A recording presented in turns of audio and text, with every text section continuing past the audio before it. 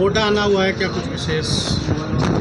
देखो, आपको जानकारी होगी कि मैंने किन्हीं कारणों से इस्तीफा दे दिया था और कारण वही था कि मेरे क्षेत्र की जो लोकसभा सीटें थी, चुनाव थे, उस दौरान मैंने घोषणा की नहीं जीता तो मैं इस्तीफा दे दूंगा और हमारे आलेखा की सीट हम हार गए, तो मैंने नैतिकता के नाते इस्तीफा दे दिया।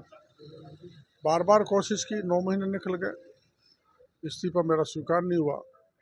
तो मैंने तय किया कि जब तक स्वीकार नहीं हो तब तक अपन को निठल नहीं बैठा रहना चाहिए।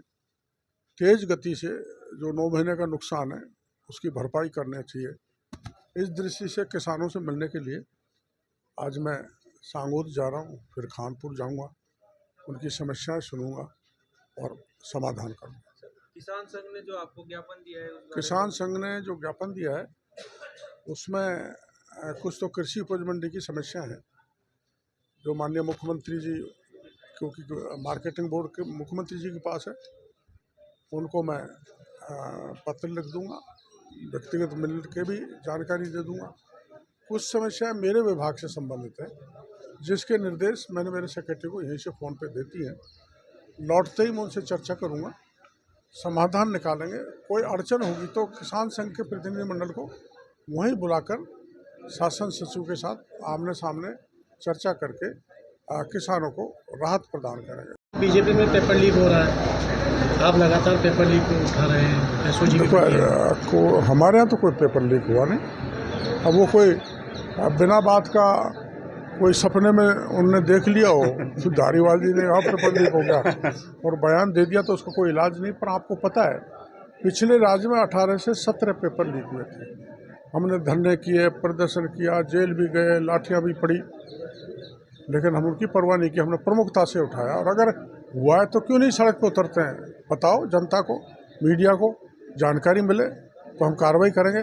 पिछले राज्य में चाहे वो सब इंस्पेक्टर पेपर का मामला हो, चाहे रीट का हो, चाहे जेईएन का हो, चाहे आरएस का हो, सब पे कुंडली मार के बैठ गए। और अब हमारी जब सरकार आई है तो 50 थानेदार जेल के शिक्षों में, कुछ कूद के भाग गए आरपीएफ को, कुछ अब ज्वाइन करने जा रहे हैं, जब पकड़े जा रहे हैं, इसलिए एक एक को पकड़ेंगे। जिसने भी योग्य युवाओं का अधिकार हक छीना है उसको किसी स्थिति में नहीं बख्शेंगे, उसको जेल की हवाई उसकी खाएंगे, वही जगह है। आपके विभाग में क्या कुछ नवाचार करने जा रहे हैं? हाँ, नवाचार हमारा बहुत है, बैठ के आपसे चर्चा करूँगा, क्योंकि केंद्र और राज्य की बहुत सारी योजनाएं ऐसी हैं जो किसान के हित की हैं।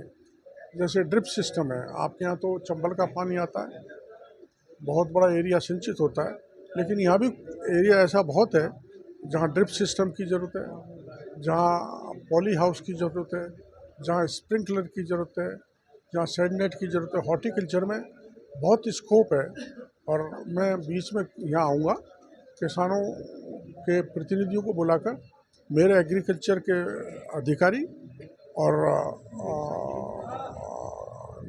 यहाँ का किसान उनके साथ बैठेंगे, सुनवाई करेंगे और क्या क्या गड़बड़ हो रही है उसको पकड़ेंगे भी और समाधान करेंगे। ये एक बात यहाँ की शिकायत मिली जो बूंदी की भी थी, यहाँ की भी है, कि जो बीमा कंपनियाँ हैं वो किसानों को फसल बीमा योजना में बड़ी ठग रही हैं, प्रॉपर फसल बीमा नहीं मिल रहा।